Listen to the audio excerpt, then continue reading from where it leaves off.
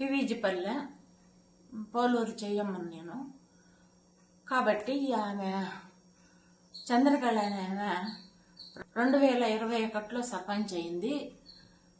తప్పుడు సమాచారాలతో ఆమె సర్పంచ్ అయింది.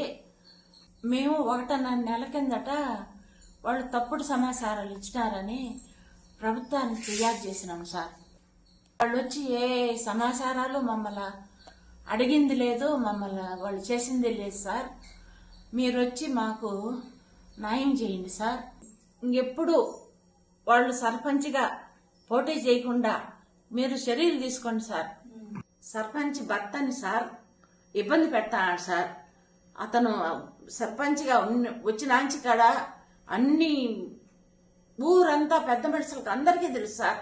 మీరు వచ్చి విసారించుకున్నారంటే మీకే తెలుసు సార్. గుడి స్థలము వాళ్ళ చెల్లెలకి సబ్జా చేసి ఇట్లా షెడ్ వేసి కారు పెట్టించినాడు సార్. అది గుడిది సార్. ఇక్కడ మా ఊర్లో అమ్మవారి గుడి ఉంది. అది గుడి స్థలం కాబట్టి మా ఊర్లో సర్పంచ్ వాళ్ళ అక్క కలిసి ఆ గుడిని ముందు భాగంలో ఆక్రమించి కారు షెడ్ వేసుకున్నారు. నేను పలు విధాలుగా చెప్పాను, సర్పంచ్ లెక్క చేయడం లేదు. వాళ్ళ అక్కోళ్ళు కూడా మేము మాది కానీ అని చెప్పేసి వాదాపోదం జరిగినాయి. సరే ఇలా కాదనేసి కలెక్టర్కి అర్జీ కూడా పెట్టాను. పోయి రైట్ సైడ్ పోయి అప్పుడు మనకు అన్నమయ్య జిల్లా ఉన్నప్పుడు రైట్ సైడ్ పోయి కలెక్టర్కి అర్జీ కూడా పెట్టాను.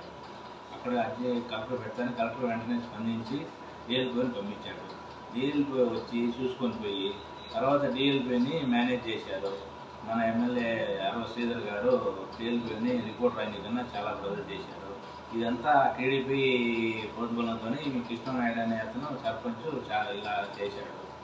మీరు తక్షణమే చర్య తీసుకుని ఇది ప్రతి ఒక్కరికి చేరేలా సీఎం కానీ ప్రతి ఒక్కరికి చేరేది తక్షణమే ఇచ్చేసి చూడండి. ఎలక్షన్ కమిషన్ ఎలక్షన్లో అఫిడవిట్లో కూడా చాలా తప్పుడు సమాచారాలు ఇచ్చున్నాడు మా సర్పంచ్. ఇతను గత 20 ఏళ్ళ నుంచి వీళ్ళే సామ్రాజ్యం వెళ్తున్నారు. ఇప్పుడు యూత్ అనేది ఇప్పుడు చంద్రబాబు నాయుడు ఏమన్నాడంటే ప్రతి ఒక్కరు యూత్లో పైకి రావాలన్నారు. వీళ్ళు ఎలకాలం వీళ్ళ కుటుంబమే వెళ్తా అంటే ఎట్లా మిగతా వాళ్ళకి కూడా అవకాశం ఇవ్వాలి కదా.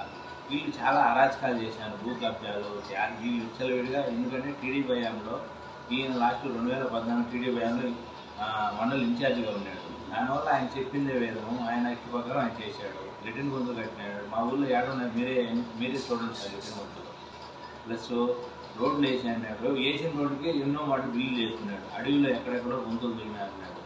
అడవిలో గొంతులు దిగి ఏం లాభం, పని పథకం అన్నారు. ఆ పని పథకంలో అవకతవకలు చాలా జరుగుతున్నాయి. అమెరికాలో ఉన్నవాడు కూడా పని పథకం డబ్బులు పడుతుంది. వీళ్ళ అక్కకో వాళ్ళ బావ కూడా పని పథకం డబ్బు పడుతుంది. వాళ్ళ ఇల్లు పక్కనే గుడి పక్కనే వాళ్ళ ఇల్లు ఉంది. చూడండి ఇంత అరాచకాలు జరుగుతాయంటే అసలు టీడీపీ ఏం చేస్తుందో నాకు అర్థం కావలేదు. తక్షణమే మీరు మంచి చర్యలు తీసుకొని ఇది ప్రతి ఒక్కరికి చేరేట్టుగా చంద్రబాబు గారికి చేరేట్టుగా మీరు తెలపాలని మనవి చేసుకున్నాను.